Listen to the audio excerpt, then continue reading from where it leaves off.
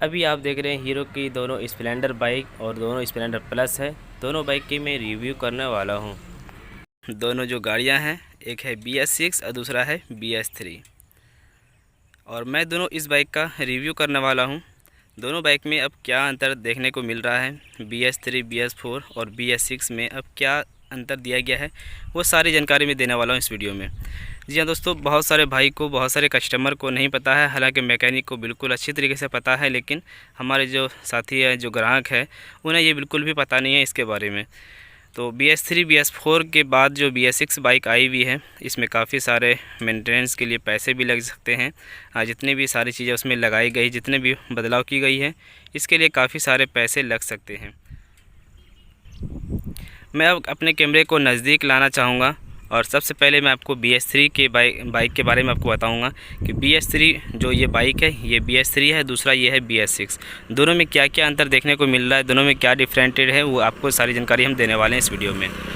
एक नज़र अगर हम बॉडी को देखेंगे, इसके वाइज़र, मडगार्ड और टैंकी, साइड पैनल, पीछे बैकटेल पैनल, मडगार्ड, ये सभी चीज़ें अगर देखेंगे तो इनमें से 2-3 चीज़ें ऐसे हैं जो चेंज की गई है।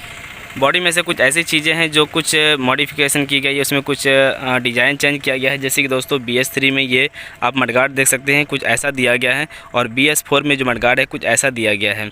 और ये जो गाड़ियां हैं दोस्तों, ये जस्ट BS4 का मॉडल है। ये जो BS6 आप देख रहे हैं, इसका जो मॉडल है, डिज़ाइन है, पूरा बाहरी जो पार्ट्स है, इसका हर चीज़ BS4 की तरह है। इनमें से जो सलेंसर आप देखेंगे, सलेंसर इसकी चेंज की गई है। सलेंसर में एक कैटालिटिक कन्वर्टर लगाया गया है। वो सारी चीज़ें मैं आपको बताने जा रहा हूँ। कैटालिटिक कन्वर्टर क्या होता है? कैटालिटिक कन्वर्टर को इस प्रकार होता है, भारत में जो पॉल्यूशन बढ़ती जा रही है, उस पॉल्यूशन को रोकने में मदद करता है ये कैटालिटिक कन्वर्टर।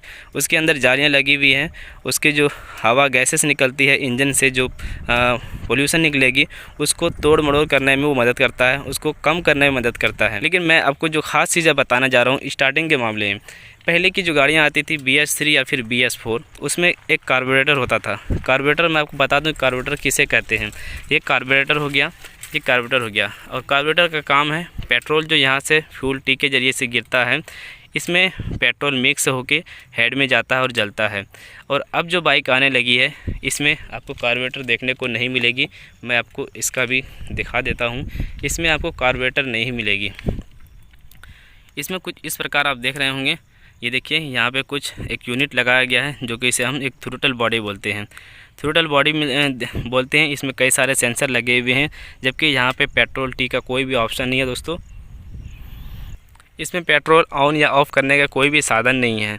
इसमें क्या है कि यहाँ पे एक थ्रोटल बॉडी लगाया गया है, और पेट्रोल की जो सप्लाई होती है, इसके अंदर एक मोटर लगाया गया है। इसके अंदर एक फ्यूल पंप है, मोटर है।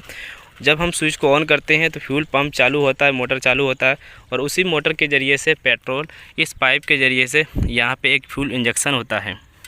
यहाँ पे एक फ्यूल इंजेक्शन होता है, और इसी इंजेक्शन के ज़रिए से पेट्रोल की सप्लाई होती है। ये फ्यूल इंजेक्शन का बॉडी है, इस जगह यहीं से पेट्रोल पास होता है। पहले की बाइक में क्या हो रहा था, मैंने आपको जैसे बताया कि उसमें अगर आप देखेंगे, उस बाइक में अगर देखेंगे वो कार्बोरेटर, तो उसके नीचे पेट्रोल जमा रहता है। जो नीचे आप देखेंगे, चलो मैं वहीं जाके दिखाता हूँ। अच्छी तरीके से मैं आपको इस वीडियो में समझाना चाहूँगा। यहाँ से पेट्रोल आके इस पाइप के ज़रिए से इस कटोरी में आके जमा होता है, ठीक है। इस कटोरी में आके जमा होता है, और फिर यहाँ से एक slow jet, main jet, 2 jet होता है, और उसके अंदर से हवा पास होती है। उस जेट के ज़रिए से पेट्रोल को खींचा जाता है, और यहाँ से हम पेट्रोल को ट्यूनिंग भी कर सकते हैं, कम या ज़्यादा भी कर सकते हैं। पेट्रोल को मिक्स करके हम यहाँ से पेट्रोल को मिक्स करके हवा और पेट्रोल दोनों मिक्सचर करके यहाँ पे दिया जाता था, और गाड़ी स्टार्ट होती है। और अभी ये गाड़ी चल रही है आपके सामने, आप देख सकते हैं कुछ इस तरीके से है। और यहाँ से हम RPM को कम या ज़्यादा कर सकते हैं। यहाँ से हम पेट्रोल को कम या ज़्यादा कर सकते हैं, माइलेज सेटिंग कर सकते हैं। और एक चौक का सिस्टम दिया गया, अगर पेट्रोल ख़त्म हो गई या फिर सुबह सुबह गाड़ी स्टार्ट नहीं हो रही है, गाड़ी ज़्यादा ठंडी है, तो इसके लिए हम चौक का इस्तेमाल करते हैं, और गाड़ी स्टार्ट जल्दी होने में मदद करता है। तो क्या इसमें भी चौक दिया गया है, वो देख लेते हैं। तो गाइस यहाँ पे आपको कोई भी चौक वगैरह देखने को नहीं मिलेगा और यहाँ पे कोई भी एयर स्क्रू देखने को नहीं मिलेगा, कोई भी आरपीएम स्क्रू देखने को नहीं मिलेगा। आरपीएम स्क्रू उस साइड में मिल जाती है लेकिन पर उस तरीके से नहीं मिलेगी। इसका कनेक्शन कुछ और दिया गया है दोस्तों। ये एक सिर्फ हवा को कंट्रोल करने में मदद करता है ये थ्रोटल बॉडी, और इसमें यहाँ पे कोई भी पेट्रोल जमा नहीं रहता है, पेट्रोल यहाँ पे कुछ भी जमा नहीं रहता है। सिर्फ जो एक्सीलेटर हम देते हैं, हवा की जो प्रभाव है सिर्फ उसी को कंट्रोल करने में मदद करता है ये थ्रोटल बॉडी। और यहाँ पे इसका जो पेट्रोल है डायरेक्ट आगे एक फ्यूल इंजेक्टर के ज़रिए से पास होता है। यहाँ से सिर्फ हवा जाता है और आगे से पेट्रोल जाता है, और यहाँ से पेट्रोल हवा दोनों मिक्स होकर अंदर जाता है। इसमें ये बदलाव की गई है दोस्तों। अब देखिए इसमें चौक तो नहीं है, चौक नहीं है तो इसके बदले क्या दिया गया है, क्योंकि चौक तो हर गाड़ियों में ज़रूरी है, चौक हर गाड़ियों में ज़रूरी है। जो हम सभी शायद जानते होंगे या फिर नहीं भी जानते हैं, तो मैं आपको बता दूं कि ये गाड़ी किसी भी मौसम में हम गाड़ी को पहली किक में स्टार्ट कर सकते हैं, पहले सेल्फ में स्टार्ट कर सकते हैं। स्टार्टिंग में बिल्कुल भी प्रॉब्लम नहीं करती है। जैसे कि मैंने आपको बताया कि उस गाड़ी में अगर वो ठंडी के मौसम में अगर गाड़ी स्टार्ट करना चाहेंगे तो गाड़ी की जल्दी रेस नहीं बनता और हो सकता है कि आपको वो चौक का इस्तेमाल करना पड़े। लेकिन इसमें ऐसा कुछ नहीं है, आपको चौक का इस्तेमाल बिल्कुल भी करने की ज़रूरत नहीं पड़ेगी। ठंडी के दिनों में अगर गाड़ी स्टार्ट करते हैं तो एक दफ़ा अगर किक दबाएँगे, एक बार सेल्फ दबाएँगे तो गाड़ी फ़ौरन स्टार्ट हो जाएगी। लेकिन उस टाइम आप क्या ध्यान देंगे कि उसका जो इंजन का जो चाल है वो कुछ ज़्यादा रहता है, इंजन की जो आरपीएम है वो कुछ ज़्यादा रहता है। और उसके बाद दोस्तों कुछ देर बाद 5 मिनट हो या फिर 10 मिनट हो, इतने देर अगर चल जाती है तो फिर आप देखेंगे ऑटोमेटिक इंजन का जो चाल है वो कम हो जाता है। तो इससे हमें क्या पता चल रहा है कि इसमें भी एक चौक है, लेकिन उसका नाम चौक नहीं रखा गया है, उसका एक टीपी सेंसर लगा गया है, जो टेम्परेचर सेंसर इसमें लगाया गया है, और साथ में इसमें एक एक्चुएटर लगाया गया है। एक्चुएटर को ही हम एक चौक का इस्तेमाल समझ सकते हैं। यहाँ पे एक सेंसर मिला है इसमें एक सिलेंडर ब्लॉक में। जब भी गाड़ी हम स्टार्ट करते हैं पहले इंजन जो गर्म होगा पहले यहीं पर गर्म होगा। इंजन ठंडा है या गर्म है वो इस टेम्परेचर सेंसर के ज़रिए से ये एक एक्चुएटर काम करता है, और एक्चुएटर एक चौक की तरह ही काम करेगा। मैंने शायद इसके बारे में पहले भी एक वीडियो में बताया है, अगर आपने वो वीडियो देखे होंगे तो बिल्कुल आपको अच्छी तरीके से पता होगा ये कैसे काम करता है। जब हम सुबह सुबह गाड़ी को स्टार्ट करेंगे तो ये एक चौक समझ लो, एक तरफ से चौक लग जाएगी। उसके बाद जब कुछ देर बाद इंजन गर्म हो जाती है तो ये चौक हट जाती है। एक एग्जांपल मैं आपको समझाने के लिए एक चौक का नाम बोल रहा हूँ, लेकिन ये चौक नहीं है, ये एक एक्चुएटर सेंसर इसे हम बोलते हैं, ठीक है। बाकी दोस्तों अगर हम कॉइल की बात करें तो कॉइल के मामले में यहाँ पे ये जो इजनेटर कॉइल है, इजनेटर कॉइल बिल्कुल सेम है, पहले की तरह ही है। अगर पहला वाला भी इजनेटर कॉइल अगर लगाएंगे तो ये बिल्कुल काम करेगा। बाकी इसका जो एक बैटरी चार्जिंग के लिए एक रेगुलेटर लगाया गया है वो अलग है, जो उस साइड में बैटरी चार्जर मिलता है वो बिल्कुल अलग है। बाकी दोस्तों मैं आपको बता दूं इसके अंदर जो मैग्नेट कॉइल लगा हुआ है वो भी अलग है, बहुत ही अलग है। अगर आप BS3 BS4 का अगर लगाना चाहेंगे तो वो नहीं लगेगी। इसका चैम्बर अलग है, पूरा इंजन जो है वो अलग है। अगर आप ध्यान से देखेंगे तो आपको यही पता चलेगा कि इंजन उसमें और इसमें ज़्यादा कुछ अंतर नहीं है। लेकिन इंजन के अंदर जो इसका टाइमिंग चेन है, जो फिर इसके अंदर जो भी पार्ट लगाए गए हैं, क्लच प्लेट भरसक हो सकता है कि उसी का हो पुराना मॉडल का, लेकिन इसमें गियर वगैरह हर चीज़ों में बदलाव की गई है। मैंने अभी तक इसका इंजन खोला तो नहीं है, लेकिन मैंने इसका साइड पर ये जो मैग्नेट कवर है ये मैंने खोला है, क्लच का कवर खोला है, और बाकी कुछ नहीं खोला है मैंने। इसकी जो इंजन में बाकी करंट के मामले में जो एक CDI लगा हुआ होता है उस गाड़ियों में, इस गाड़ियों में आपको CDI नहीं मिलेगी।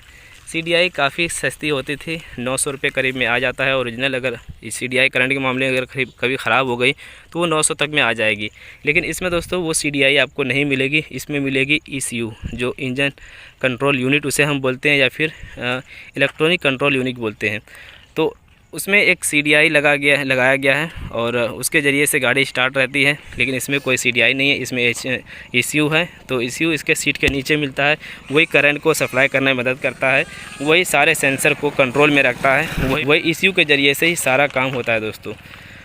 तो मैंने करीब आपको बहुत सारी चीज़ें मैंने आपको बता दिया कि इस BS6 और BS3 में क्या अंतर होता है। बाकी कुछ भाई जो कहते हैं कि BS6 में अब 2 लीटर से अधिक पेट्रोल रखना होगा, तो इस स्प्लेंडर बाइक में ऐसा अभी तक समस्या नहीं देखा है हमने। हालांकि कंपनी की तरफ से ये बात कही गई है कि 2 लीटर से पेट्रोल अभी आपको ज़्यादा रखना पड़ेगा। लेकिन अगर दोस्तों इस स्प्लेंडर बाइक की मैं गारंटी के साथ कह दूं कि अगर आप आधे लीटर भी पेट्रोल रखते हैं, आधे लीटर से ज़्यादा भी रखते हैं, 1 लीटर से यानी कम, तो भी आप गाड़ी चला सकते हैं। इसमें आपको बिल्कुल भी डरने की ज़रूरत नहीं है कि इसकी जो फ्यूल पंप है मोटर वो जल जाएगी, बिल्कुल भी नहीं जलेगी।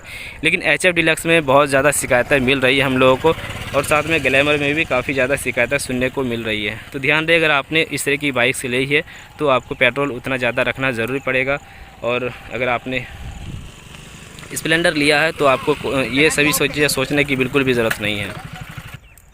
उस BS3 गाड़ियों में कोई भी सेंसर नहीं लगा हुआ है, लेकिन इसमें बहुत सारे सेंसर लगे हुए हैं। और दोस्तों अगर BS4 की बात किया जाए तो BS4 पे कुछ ज़्यादा चेंजिंग नहीं किया है। BS4 में बस एक ही चीज़ चेंजिंग किया गया था, जो पेट्रोल यहाँ से जो गैस निकलता है इसके जैसे मैं अब लास्ट जानकारी देने जा रहा हूँ इस वीडियो में, इससे ज़्यादा मैं आपको नहीं बताऊँगा।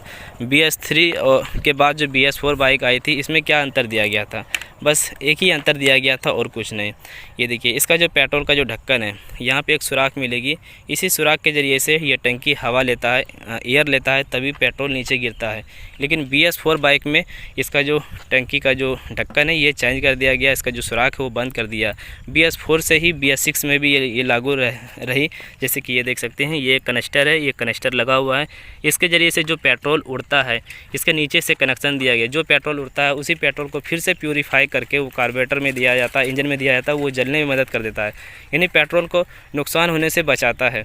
और इसमें पेट्रोल क्या है कि डायरेक्ट यहाँ से पेट्रोल उड़ता है और इससे पोल्यूशन में ज़्यादा बढ़ोतरी हो रही है। इसी वजह से कंपनी ने इसको ये चीज़ें दी गई है। कथिल रख लीजिए, अगर आप पेट्रोल उड़ेगा तो दूसरा एयरलाइन दिक्कत होता है। तो गाइस मैंने आपको सारी बातें बता दी कि इस दोनों में क्या अंतर है, BS3 और BS4 BS6 क्या है, वो सारी चीज़ें मैंने आपको बता दिया।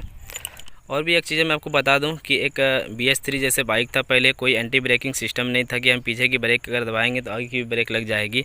तो BS4 से ये बदलाव किया गया है। जैसे कि आप देख सकते हैं कि ये डबल ब्रेकिंग जो दिया गया है, अगर आप देखेंगे, अगर आप आगे देखेंगे तो यहाँ पे 2 केबल मिलेगी आपको, और जैसे हम पीछे की ब्रेक दबाते हैं तो आगे की ब्रेक भी लग जाती है। तो ये कहीं ना कहीं ये जो सिस्टम दिया गया दोस्तों, ये एक्सीडेंटल के दिया गया है कि एक्सीडेंट इससे जो होता है ये बहुत ही कम होने का चांस रहता है।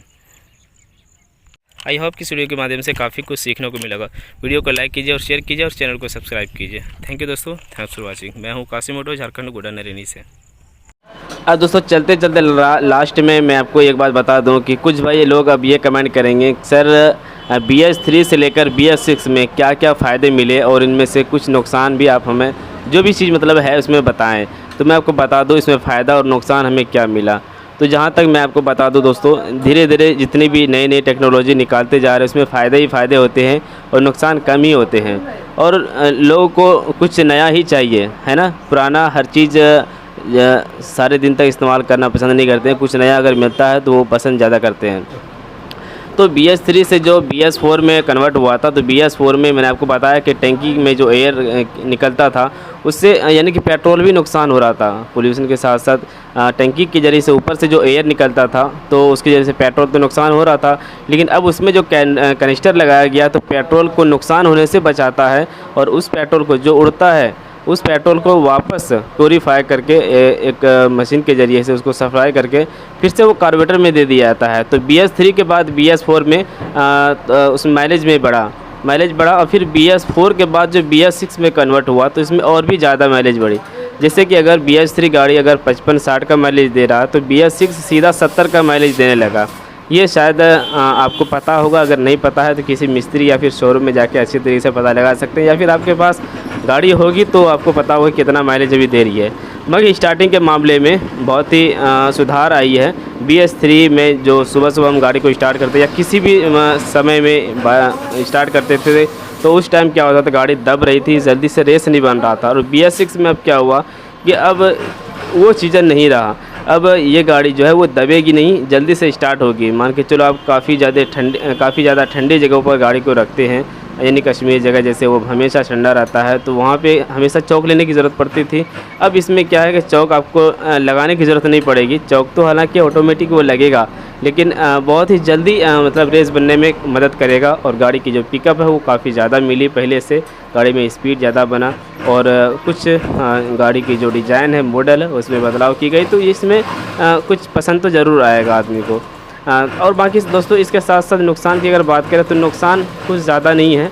नुकसान बस इतना होगा कि मैंने जैसे बताया कि अगर करंट की समस्या बन गई तो BS3 बाइक में क्या था कि हम CDI को चेंज करते थे या फिर किसी भी कॉइल को मान के चलो CDI ख़राब हो गई तो उसमें कम पैसे लगते थे, 900-1000 रुपये।